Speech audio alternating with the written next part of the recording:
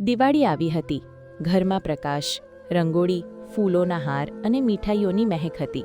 મારા માટે આ ખાસ દિવસ હતો, કારણ કે ઘણા વર્ષો બાદ આપણે ઘર પર મહેમાનો બોલાવ્યા હતા. પણ મારા વૃદ્ધ પિતા, નબળા, ચાલવામાં અસમર્થ, અલ્પભાષી, સમાજમાં અનફિટ લાગતા હતા. ખાસ કરીને મારી પત્ની, ડૉક્ટર નિમિષાની નજરે.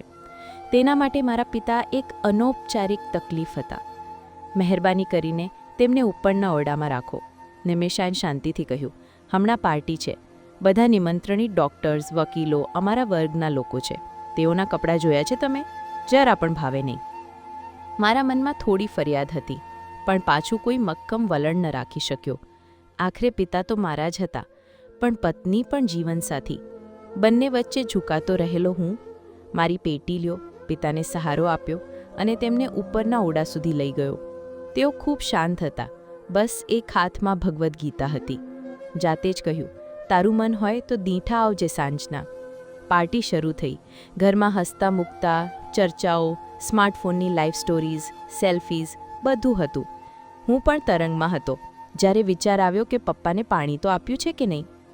હમણાં નહીં, નીચેનો ફૂડ કાઉન્ટર કેટરિંગવાળાઓ હેન્ડલ કરી રહ્યા છે, નિમિષાએ ચીડથી કહ્યું. એક ક્ષણ માટે મેં શાંતિથી આંખ મીંચી.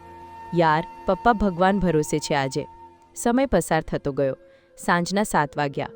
હવે પારંપરિક દીપ પ્રજ્વલનનો સમય આવ્યો. છતાં કંઈક ખાલી લાગતું હતું, કંઈક ગૂંચવાયેલું. પપ્પા હંમેશા દિવાળી પાટોત્સવના સમયે ભજન ગાતા. મારા મનમાં અચાનક તોફાન આવ્યું. હું ભાગતો ઉપર ગયો.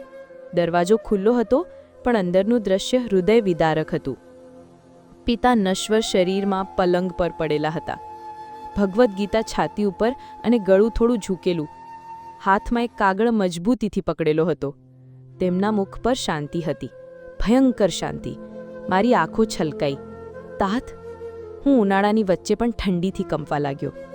હળવે હાથમાંથી કાગળ ખેંચ્યું. તેમના હાથનું લખાણ હતું, થરથરાતું, વૃદ્ધ હોવા છતાં સાફ. મારા દીકરા, હું આ જીવનથી નથી થાક્યો, પણ તમારી વૃત્તિથી થાકી ગયો છું. જીવનની અંતિમ ઘડીઓમાં હું તને નહોતો ખોટો ગણતો. તું પણ એ જ સમાજનો છે, જેમણે વૃદ્ધોને વારસાની મિલકત માને છે, પર વ્યક્તિ નહીં. આજે હું અહીં ભૂખ્યો છું, પણ તે ભૂખ રોટીની નહીં, તે વહાલની હતી. મારી દિવાળીએ દીવો નહીં, પણ એક દીકરાનો ઓરડો બંધ થયો હતો. હું જઈ રહ્યો છું, પણ એક વિનંતી છે. જ્યારે તું વૃદ્ધ થજે, ત્યારે તારા દીકરાને આ જ કાગળ આપી દેજે, એ પણ એક દિવાળીના જ દિવસે. જય શ્રી કૃષ્ણ. હવે દિવાળી મારી માટે હંમેશા એક અંધકાર બની રહી. એ દિવસ પછી મેં મારી પત્ની સાથે વાત કરવી બંધ કરી દીધી. એ બહુ સારી ડૉક્ટર હશે, પણ માનવી તરીકે નિષ્ફળ ગઈ.